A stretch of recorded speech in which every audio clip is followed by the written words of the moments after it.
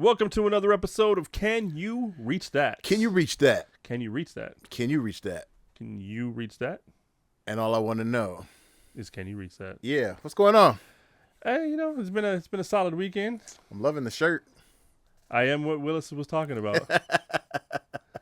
So yeah. No need to ask anymore. No need to ask. Now we know. It was me. Now it's officially put to bed. We know what Willis was talking about. We know what he was talking about. It was me. It's done. Me, myself, and I, right? Before the question got asked one more time, I figured, let me just, it's been long enough. The statute of limitation is expired. It's passed, yeah. So let me go ahead and let everybody know that it was you. It was this guy. It's me. Jessica. So speaking of lies. Oh, shit. If a chronic liar tells you that he's a chronic liar, can you believe him? Oh, that's a tough one. I mean, I want to believe him, but he could be telling me a lie. So maybe he's the most honest person on the planet. But then him telling you that he was a chronic liar would be honest. That's what I'm saying. So like either he's telling, oh, damn. Right. So how could he be, if he was honest, how could he be a chronic liar? Right. Yeah, I don't know. Yep. Why are your eyes looking like that? I'm glossing over. They're just glassing over. So, and that's how we start the show today. Coop's eyes glazed over. Right. Can you reach that? You see that? Let's talk about it. Read that. Believe that. Let the people know that we see that and what they want to know. Can you reach that? Can you reach that? Now you're home. Can you reach that? Can you reach that? Cool.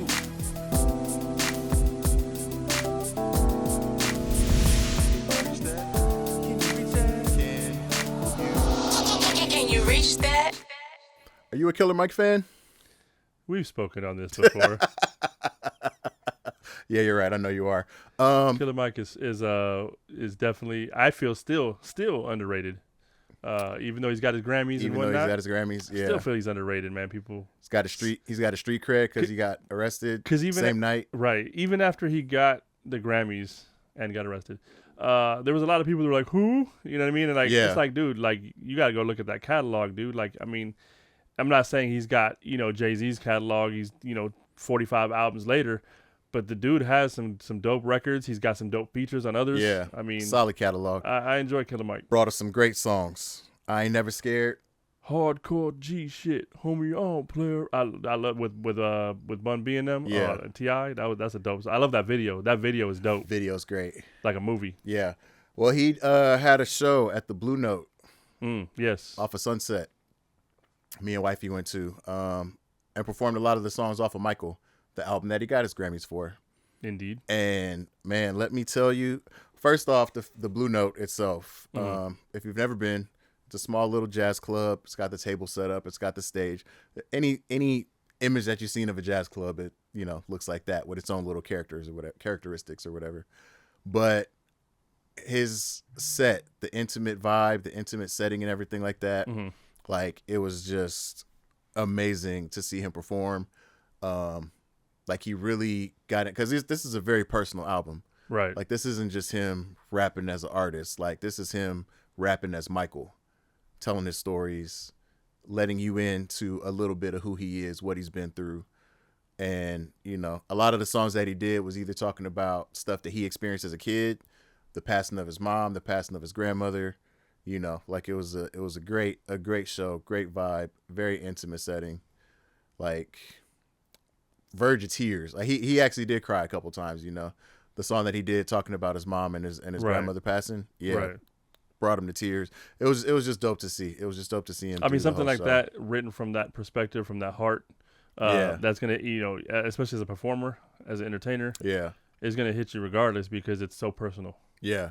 So yeah, it was, and to be able to experience that after seeing him and LP, because Run the Jewels performed and opened for Wu-Tang, right, when they had their final tour. So seeing him on the big stage with LP, and see, that's where I've seen. I haven't seen Run the Jewels. Have I seen Run the Jewels? I want to say I have not seen Run the Jewels live. Yeah. But I've seen Killer Mike live a few times. One of the most memorable for me was House of Blues. Nice. In Hollywood before it was torn down. Yeah. It was a while back, but like the energy of the show was so dope. But that was right I think it was right around the time Whole World came out. The whole I want to say world. Yeah. might have been before, but it was him and the Youngbloods. The Youngbloods opened. Oh damn! I bet that was a great show. Dude, it was. I know they had that place jumping. That place was. Yeah. Yeah. But that was a great show. That was the first time I saw Killer Mike live. The second time, I want to say it was at the Gibson Theater, but it might have been somewhere else. Yeah. I don't remember, but yeah, he puts on a great show. But I know I've seen Run the Jewels live video, not live in person. Right. And they put on a great show, but I've yet to see LP and him go. Yeah, they were great together. It was, and that was a great way to experience them. That was my first time seeing Run the Jewels live. Yeah. And we have floor seats and everything. Great group, man. The chemistry is just right there. Yeah, between the two of them. Yeah, right there. And LP's on the Michael album too. Yeah. So if you haven't checked out the album, or if you haven't seen Killer Mike perform, wake up.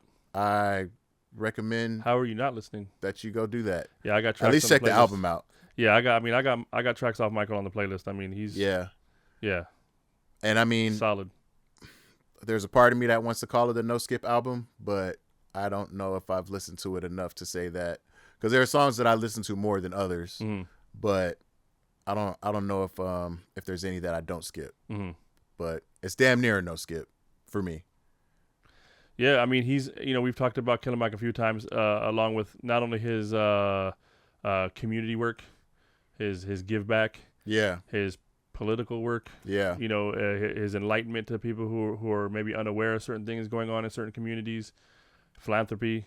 But the music itself, I mean, the stuff that he does is like, he's got one of those voices, like we've talked about, those unique instruments of a voice that it just sounds great on the track. Definitely does. Definitely does.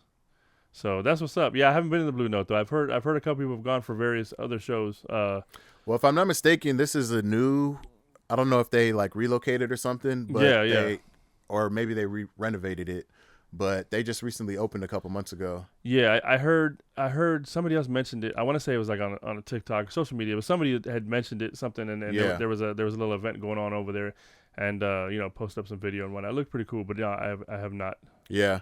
I'm gonna have to check it out, because I mean, I like the setting. I wish I could find something closer though. I mean, as much as I like going to LA to see shows and stuff, that whole area, I mean, in most of the areas I should say, parking, just ridiculous. Everything else venues are great, but it's just getting around. And I end up doing a lot of stuff on Sunset too, because I don't know if you ever saw, I used to get hit a lot with the Instagram ads, but like those fully immersive visual displays, like they did a hip hop one, they did a Frida one, like they did a bunch of stuff there. So I usually end up on Sunset a lot. And all in the same area too, like all these little spots are in the same area. So but yeah, parking's always a pain in the ass. But yeah, it was a dope show. It was a great show. If you get the chance, if you see something coming up, like I would highly recommend going to see a Killer Mike show, because the man is phenomenal. Yeah, I agree. Yeah, great show live when I've seen him. And the music is great. Run the Jewels, I mean, all four of them albums. Yeah. So, RTJ, throw up the hand symbol. Yeah, there you go. It took me a minute. You're like, which one? Rock, paper, scissors? It took me a minute. No, yeah. Classic. Yeah. So in sneaker news, I don't know if you've seen the pictures and the images of the release. I don't know how much of a Nike Dunk fan you are, but the SBs are coming out with a Kirkland branded collabo. I did see that. In sweatpants gray. Sweatpant gray. Yeah. So interesting enough, there's a lot of Easter eggs on this one. I did see an AI image where it was in the rotisserie chicken. I saw that one. Yeah. I don't think that's the packaging. If it is, super dope. It'll be dope if it is. They should run with that. I feel like that was because the AI image I saw only had one shoe in it. Right. So are you gonna get two of those boxes? You know what I mean? So I don't know. But there are some Easter eggs. So the insole has the original Kirkland graphic with the hand signing the signature. Yeah. That's what they used when they first unveiled the Kirkland brand 30 years ago in 1995. So that's kind of an Easter egg, throwback, anniversary, 30 years kind of thing. Right. It seems like this would be a good way to commemorate that 30 year. For sure. Yeah. For sure. With the Nike collab. And so the tongue where the sizing would normally be looks like the price tags that you see in the store. Right. So it has that with the price and the whole nine for the shoe. It has the Kirkland branding on the outside of the shoe, so it says it just behind the heel or on the side of the heel. And there's an Easter egg under the insole. So if you pull the insole out and you look underneath, there's a nod to the all-time hot dog $1.50 for $1.50. Yeah, you the real MVP for keeping that $1.50 hot dog. So yeah, Costco in Arizona. Yeah. So there's a little nod. So it has the little sign graphic under the insole of that. So a little collabo. I don't know if it's a collabo that anybody was asking for. I mean, it's not the collabo people wanted, but it's the collab people needed. Right, apparently.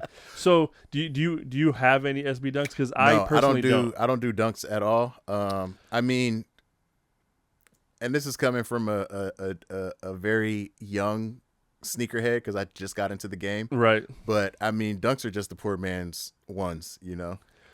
So here's where I'm gonna go with it, and I don't know if it's that, I have larger feet. I'm a larger person, and maybe it's the way I'm balanced out. I don't know, but dunks are not comfortable.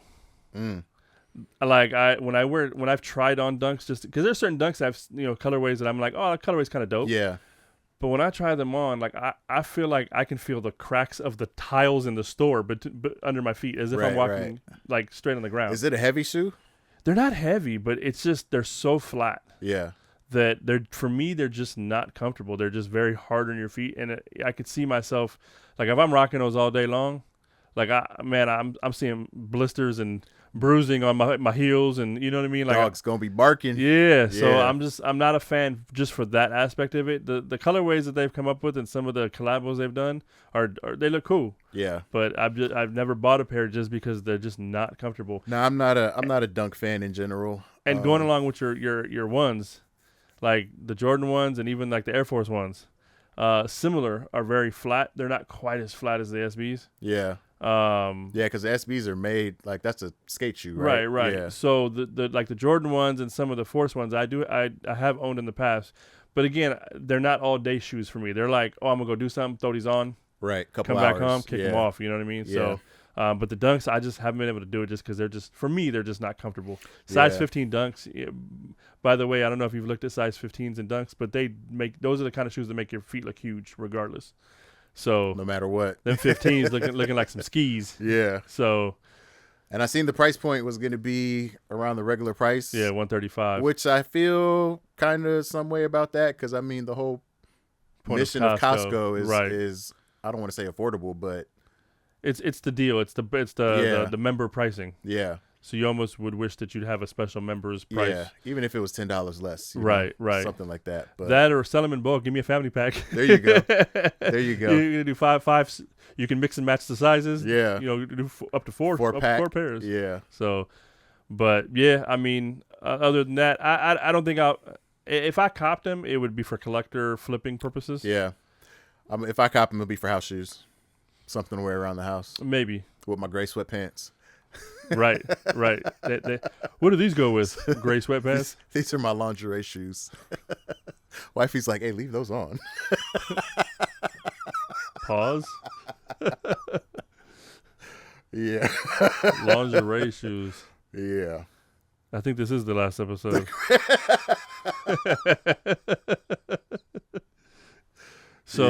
So in more favorable, in far as I'm concerned, favorable shoe news. Shoe news? You know I'm a big Foamposite person. Yes. I got my ginormous collection of Foamposites. Huge foam head. If you don't like, I know foams have their comes and goes. Like it's like any other style, right? Couple years, Foamposites is what everybody's talking about. Yeah. And then people are like, Foamposites. But then they come back. For me, Foamposites never went. They're the uncreasable shoe. They got dope colorways. I'm good with Foamposites, so I have quite a few. October 10th, they're dropping the carbon fibers. I seen those. Those things look clean. So look super I think I'm going to go ahead and grab the carbon fibers.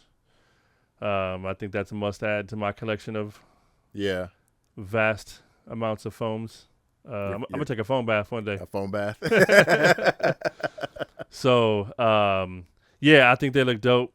I mean, I don't feel like they're anything special as far as like collectability. I just think they look dope. They're gonna be on my feet. So yeah, I mean that's a clean look. Like that's the first one that I've seen outside of the original, but that's the first one that I've seen that actually has me thinking about possibly getting some foams. Yeah, once you go foam, that's it. You ain't gonna ever out roam anywhere else. I don't know. I'm gonna figure out a rhyme for that. Once you go foam, you gonna stay roaming. You gonna stay roam. Once you go foaming, you gonna stay roaming. That's all you got at home. That's all you got at home. There you go. Once you go foam. But yeah, I mean, I think I'm gonna cop those, and then I did see a rumor. So I mean, I know you're not a long time sneakerhead. I don't know how far back you go. I know it's been pretty recent that you really started kind of copping a lot of stuff. Yeah. Less than 10 years. But I mean, technically, my first hype shoe that I bought were, ironically, we're talking about foams, but they were pennies. Okay. Oh, the Air Max pennies. Yeah. Yeah. That was the first hype shoe that I bought, and I bought those in 2014. Okay. But I didn't really. So that was my first hype shoe. Then the next one would have been the penny ones, the black and whites. Yeah. Okay. Well, no, actually they didn't have the black and whites. I got the all black ones. The all black ones. Okay. Yeah. And then it really kicked up 2018. That's when my collection started to grow. That's when I got my first threes. You're like, I'm all in. That's when I got my first threes. Christmas 2018. I got the Mocha threes. So you said you got the pennies in 14. 14, yeah. So 2 years prior, there was a movie that came out called Paranorman. And so Nike did a collabo, very limited, very collectible, Foamposite Paranormans. Very hard to get your hands on. Glowed in the dark, had the Paranorman silhouette on the back, the whole nine. I am proud to say, do have a pair in my collection. Nice. Of foams. Still dead stock, never touched the feet. But there's rumors swirling around of a re-release that they may re-drop with some subtle changes. Yeah. To make them a re-release. Yeah. Similar to what they did with the Galaxies. You got the OG Galaxies. They just did the re-release a few months back. I heard some rumors that there might be a Paranorman release on the horizon at some point. They came out. I want to say they came out in August when they originally launched. Yeah. And that was 2012, right alongside the movie. Okay. So if they do re-release, I'm gonna guess it's gonna be next year. Yeah. So if they release, I'll try to cop it because then I can wear a pair. Right. Because the ones I have now, they ain't touching the feet right now. So if you did cop the re-release, would you wear those or would you wear the OGs? I would wear the re-release. Yeah. I would keep the OGs as they are dead stock. Yeah. Just because. I mean, that makes sense. Yeah. Just like the Galaxies, you keep the OG Galaxies and wear the re-releases. Yeah, that makes sense. So, yeah. That's what's up. But yeah, Foamposite's on the way. Those carbon fibers are definitely on the list of I think I need to cop. And those are dropping October 10th. October? Yeah, a week or so. So yeah, you thinking about it too? Yeah, we'll see. Carbon fiber. Hey, you're a car dude, man. Carbon fiber was the biz. Yeah, that definitely fits right into the whole vehicle aesthetic. So there you go. So I'm just trying to get you your first piece of crack so you can get. That's all I need now to start up a foam collection. I mean, we talked about it. My collection is mostly Jordans, Kobe's, and Foamposites. I think I may have if you go to quantity, I think I may have more. I think I have more Kobe's than anything, and I think in a very close second is my foams. Right. Followed by Jordans. But yeah, I mean, Foamposites are dope. I mean, anybody out there still rocking foams? Do you still go for the foams? Shout out I to know I do. Shout out to Jazzo the Juggernaut. He's a huge foam head. See, foam king of LA. Then he knows what's up. He's the foam king, man. We might have to play big foam, take little foam. Big bank, take little bank. Go foam for foam. Yeah. So he's got a collection. I've seen him post a couple things about the foam. So yeah, I know he stay on the foams. He's always been a diehard foam head. And you've seen me. Yeah, right? you too. Yeah. I got foam for days. Right. Like I said, I could fill a bathtub and take a foam bath. So. Oh, so do you have a favorite pair of foams? I think my favorite pair of foams are probably the Foamposites.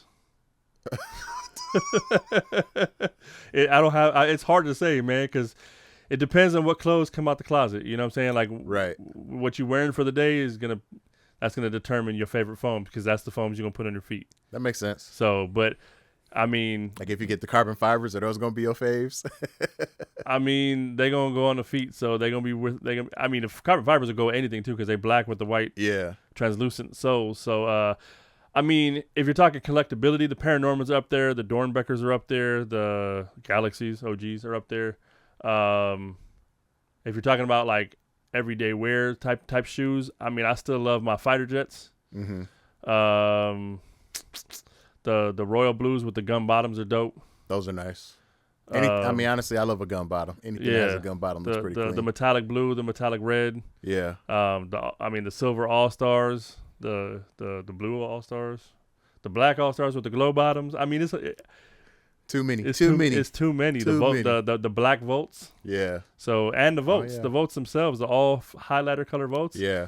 I mean, you got the right shirt or the right hat to go with it. So. That's what's up. Yeah, I like foams.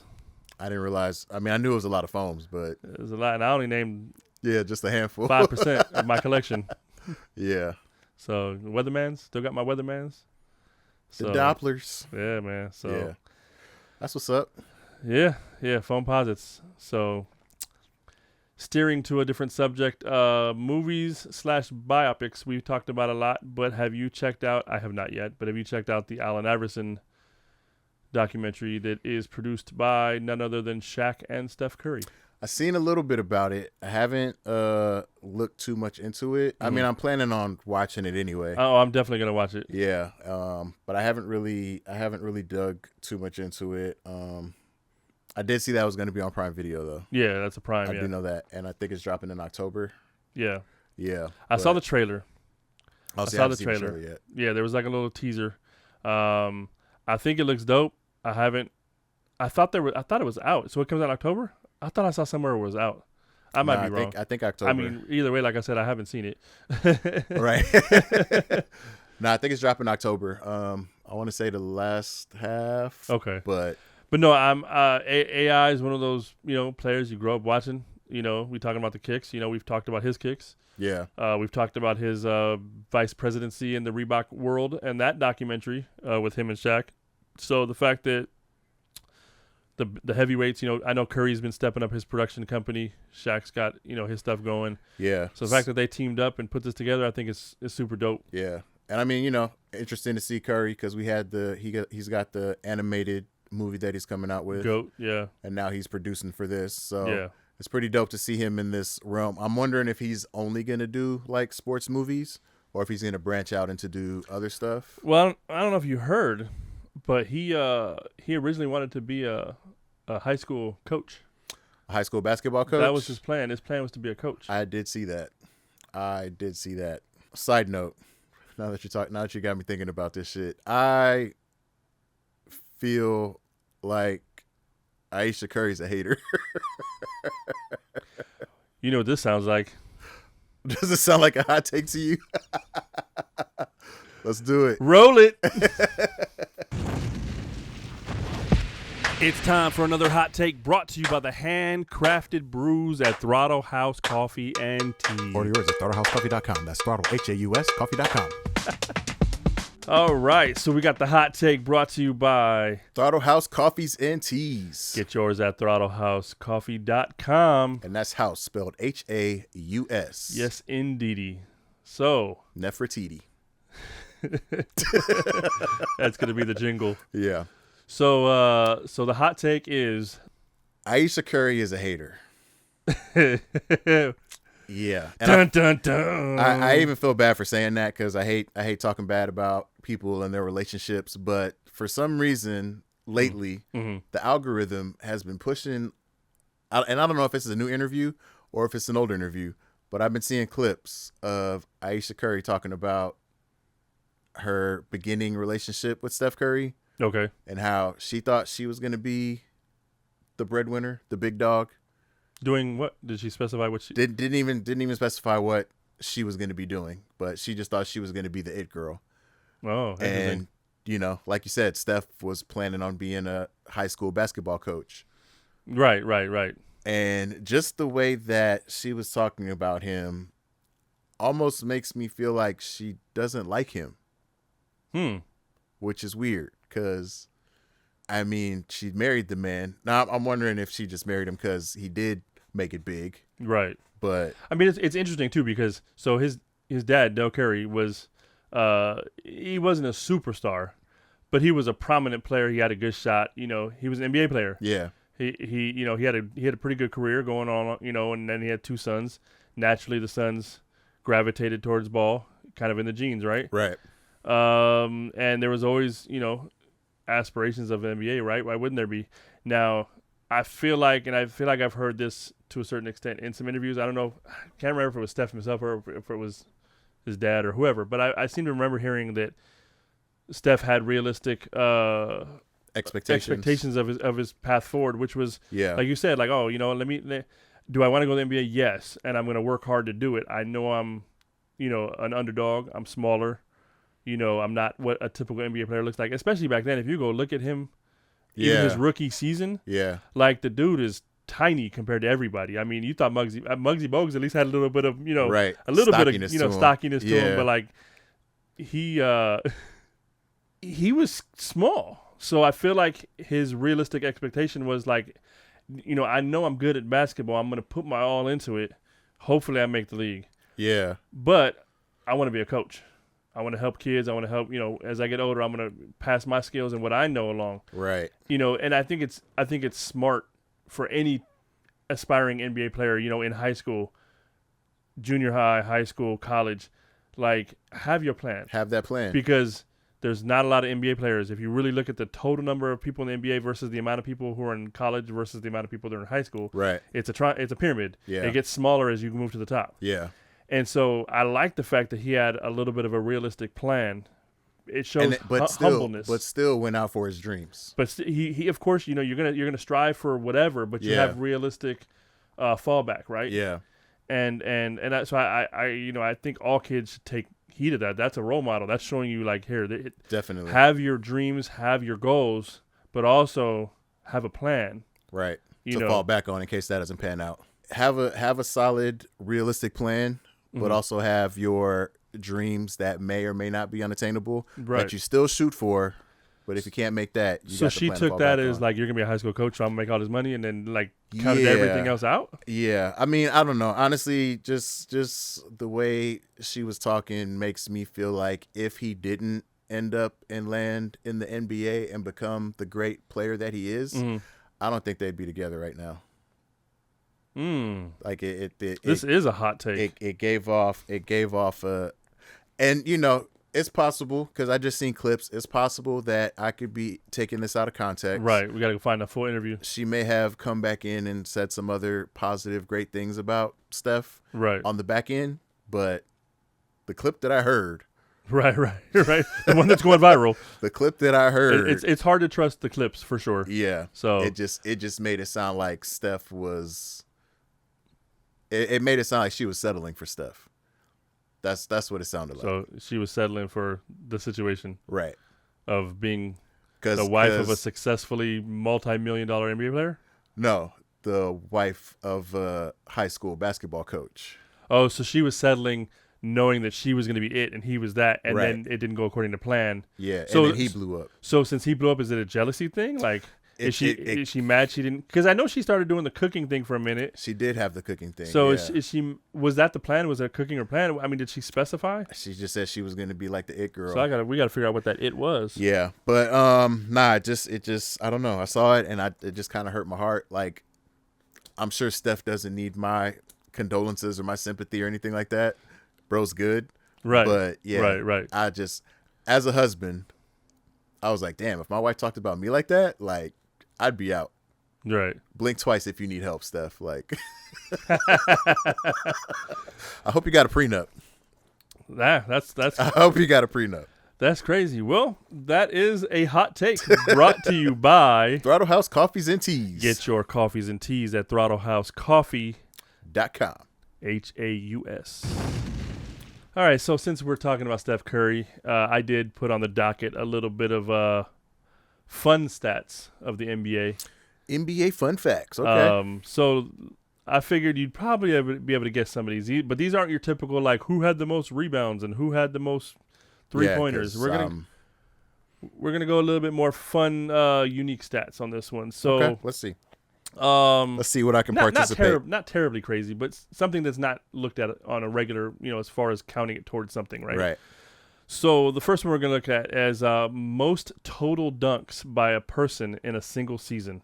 Top 10 list. Gotta be Jordan. So Jordan does come in at number 7.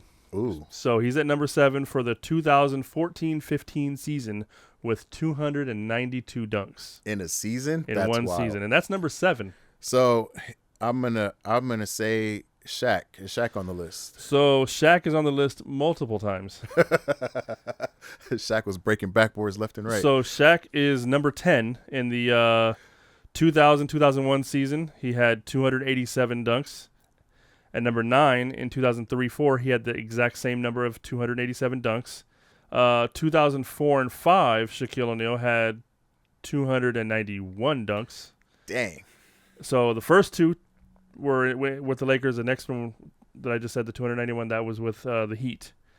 Number 7 is DeAndre Jordan, who had 292 dunks for the Clippers in 2014-15. Number 6 is Shaq again, 2002 and 3 season. He had 293.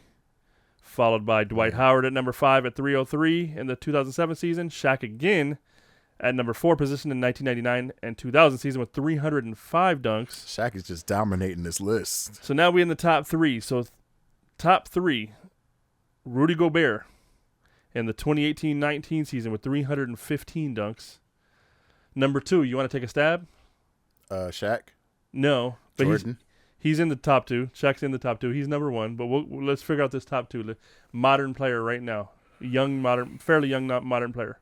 Probably in his prime right now. Crickets. The Greek freak, Giannis Antetokounmpo. Yeah, I would have never guessed that. 2018-2019 season with 319 dunks, and number 1 in the 2001-2002 season, Shaquille O'Neal on the Lakers with 329 dunks in a season. All right. Big Shaq Diesel. So that's one of the fun stats. The next one I'm going to do. Hold on before we go on to the next one. Quick question. Okay. Is Shaq the reason that the NBA now has breakaway rims? Shaq tore in Orlando in his rookie season, tore down rims. So there was one in New Jersey where he literally ripped the entire backboard off its everything. I remember. Yeah, I remember he used to be breaking backboards left and right. And I think, if I'm not mistaken, that was the second time. The first time was a few nights before that where he pulled the whole apparatus down in Phoenix. Yeah. And even Barkley was looking like, what the hell, dog? Like, so yeah, they went around and they had to Shaq-proof everything. That's crazy. So shout out to Shaq. He wasn't the inventor. He didn't cause breakaway rims, because breakaway rims, I think Daryl Dawkins might have been the cause, because he used to break glass in NBA games. Okay. So the breakaway rim, I think, came probably around that era. But the reinforcing the entire apparatus and the backboard and the supports to withstand not only the force but the strength of a Shaquille O'Neal. Yeah. And we've yet to see anybody with that force. I mean, there's been some heavy dunkers, but nothing like Shaq. Yeah. So yeah, crazy. The next funny stat we got is the most career hook shots made. Hook shots. I think you'll be shocked at this one, but we'll do the top 10 and we'll run through it quick. I'm not gonna name the seasons. We'll just name the counts. Is Dr. J on the list? This isn't even in a single season. This is in career, by the way. Total hook shots. So there's no repeats. Is Dr. J? Dr. J is not on this list. He was not known for hooking. Who am I thinking of? I would hope you're thinking of Kareem. Maybe I'm thinking of Kareem. But Kareem Abdul. You would think Kareem Abdul-Jabbar. Right. Let's go. Yeah, you're right. With it. The sky hook, right?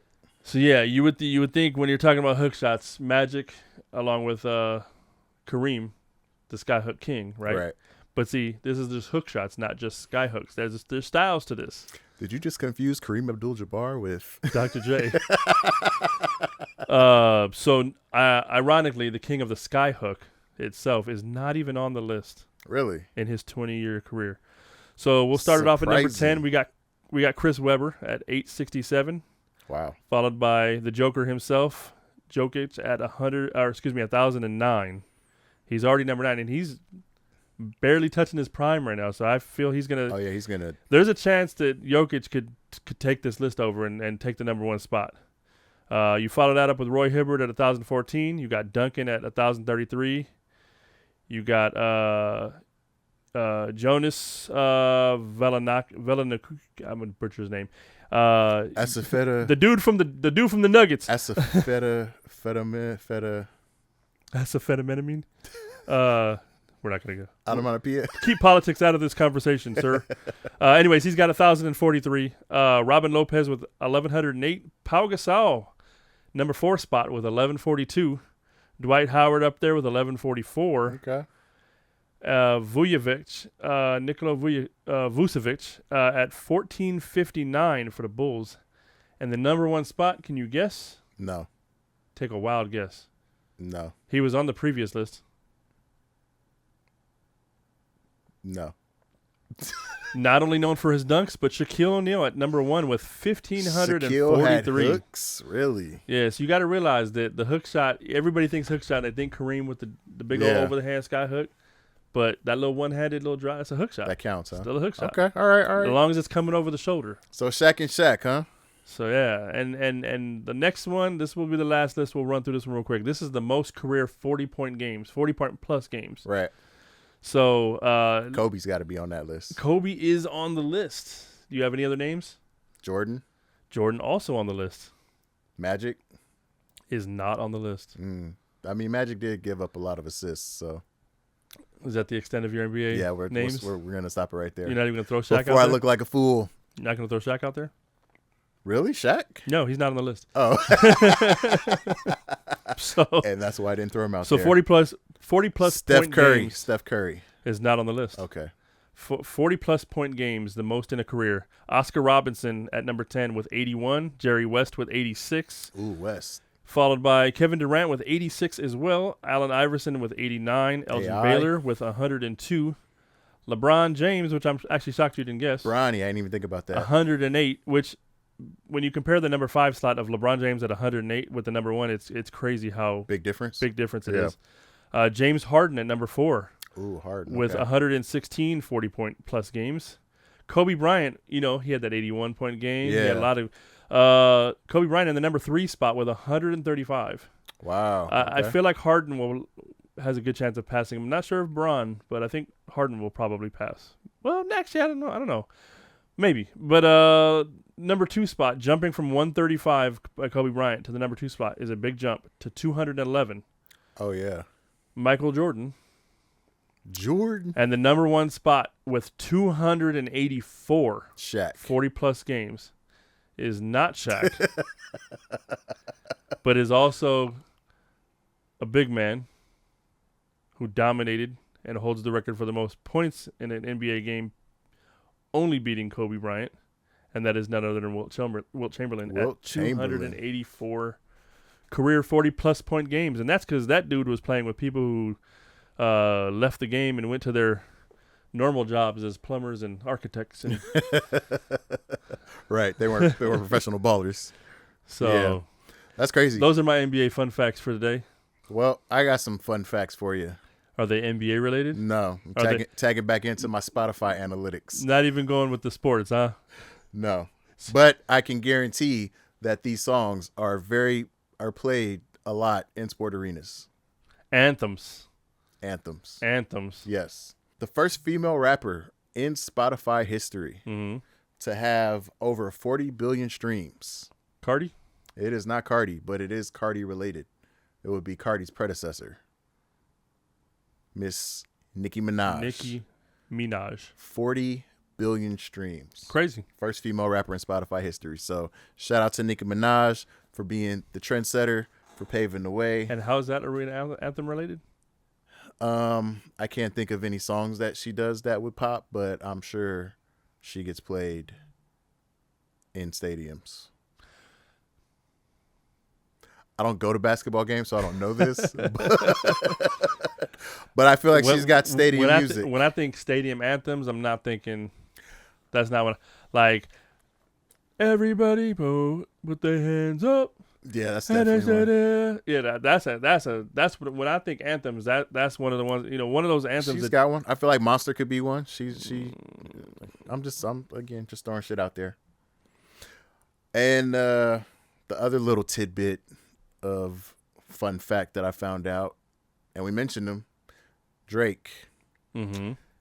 First artist in history across all genres. Mm-hmm. Over 120 billion streams. Okay. 120 Now, was this statistic taken before or after they removed the bots? That is a good question. I don't know. I'm going to say after because he just recently crossed over 120 billion. Because when I mentioned him last time, he wasn't at 120 billion yet. I mean, could be paid, but right, paid or not, like the stats are there. I'm just trying to throw the conspiracies out there, get the comments going. The numbers are there. Hate him or love him, he definitely is a consistent. Well, it's like we said before, like, when you throw out hundreds of songs over the years, like, and you're saturating the market, you're gonna get some to get more, and you're gonna get something. You're saturating the market with a whole bunch of stuff. Now, we've talked about this in the past, like I think with J. Cole and a few other people. You talk about quality over quantity. Right. Quantity will get you those numbers. Quantity will get you stats. But I think quality gets you fans. But I think he has a nice combination of both. Even though. So let me ask you this: Do you have any Drake albums that you would say are no skip albums? Because I'm just gonna straight up say no. That is a loaded question for me. The first album that he did, his mixtape, is actually a no skip album for me. Not for me.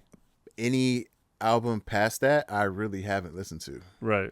I know. I'm not gonna front like I'm a huge. I mean, there's Drake songs that they get caught in your head because you hear it, but I'm not gonna sit there and say I'm the biggest Drake fan. I definitely consider myself a Drake fan, but I'm not a huge fan where I'm listening to all the albums. I'm listening to I haven't heard all the music that he's put out, but I have listened to a lot of songs. For me, it's just kind of like if I hear it, I hear it. Yeah.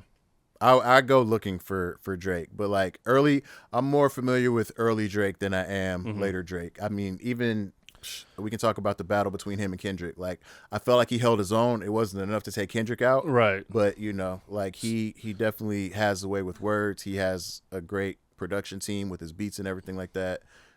Like I appreciate his lyricism, even the songs that he plagiarizes right, and steals, because he's done it to. I mean, he did it to TLC. Like he's done it to a lot of people.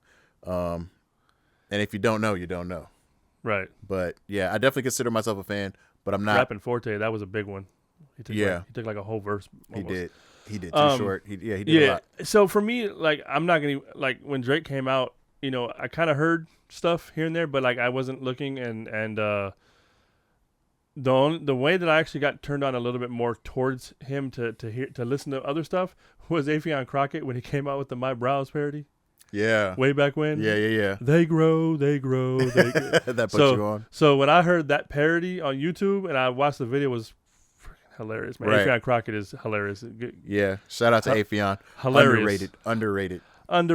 The dude is involved, but like the dude is, as a comedian, just is hilarious. The most known unknown, And he used to do a lot of music parodies that were just hilarious. But that was one that really stuck out. And knowing, I'm not gonna say I knew the song at the time. I heard the song. You were familiar with it, yeah. I knew the melody and whatnot. Yeah. I wasn't out there actively like vibing, but when I heard that, it made me. And then the other thing that I don't know if you ever saw, but Anthony Hamilton and the Hamiltones. Yeah. They did a little backstage get round where they were just singing, right? And they started doing the they used to call me and they were singing it, but they were putting some soul. Yeah.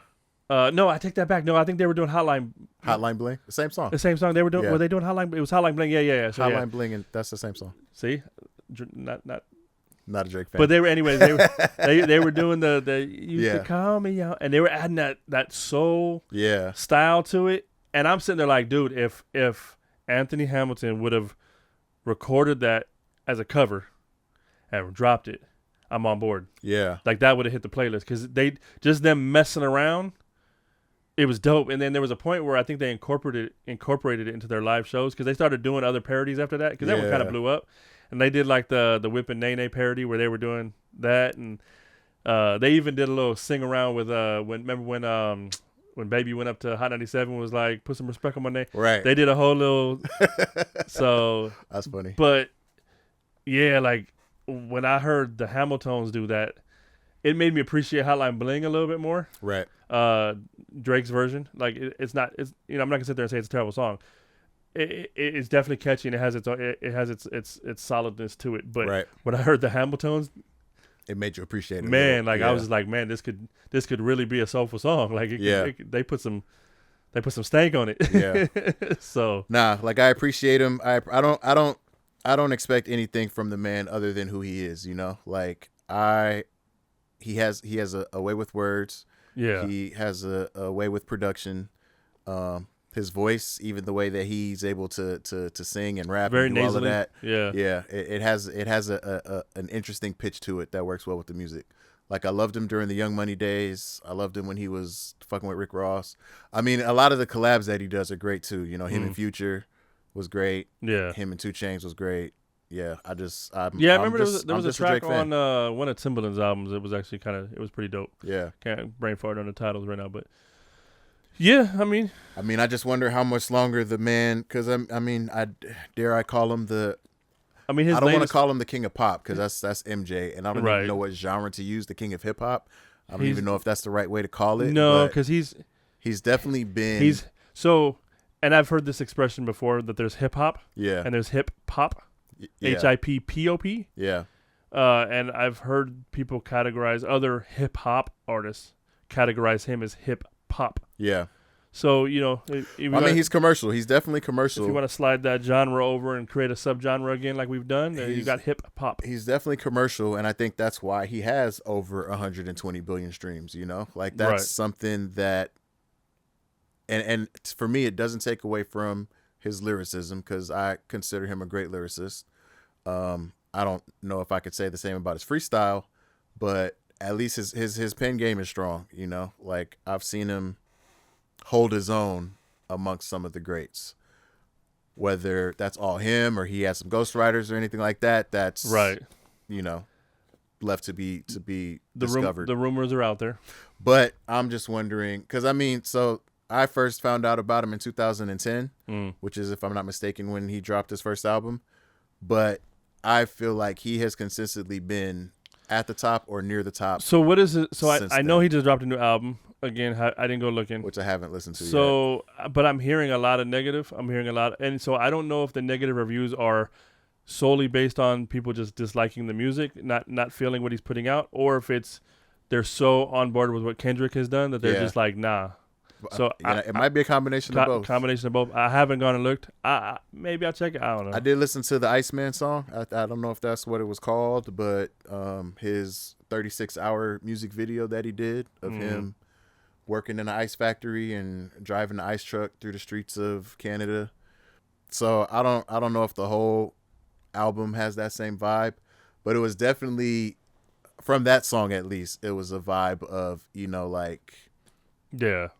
what did I miss is what he kept saying, like he's done a lot of collab with a lot of artists and, supposedly was cool with them. And then for everybody to turn on him after this Kendrick Drake beef was, I won't say everybody, but most people turned on him, So, that was interesting to see. But I don't know if the whole album is going to be whiny like that. If he's stepping into his Keith Sweat era. But yeah, at least from that one song, that's the vibe that I got. So interesting. Maybe this is maybe he's on the backslide now. Maybe it's all downhill from here. I don't know. But shout out to Drake. Congratulations. 120 billion streams. That's a lot of streams. It's a lot of streams. Give him that. I mean, the Swifties can't even match that number yet. So take that, Swifties. I'm not talking negative though. Don't take that. I don't want that. I don't want that smoke. We don't want that smoke. Don't come for us, Swifties. So in other music news, just as a little quick tidbit, I don't know if you saw, but Erick Sermon has a new project coming out called Dynamic Duos. Nah, I missed that. So we got our first kind of glimpse at what this is going to look like. Yeah. Because he dropped a new track, new beat. Production, obviously Erick Sermon, Method Man and Redman. The song is called Look At 'Em.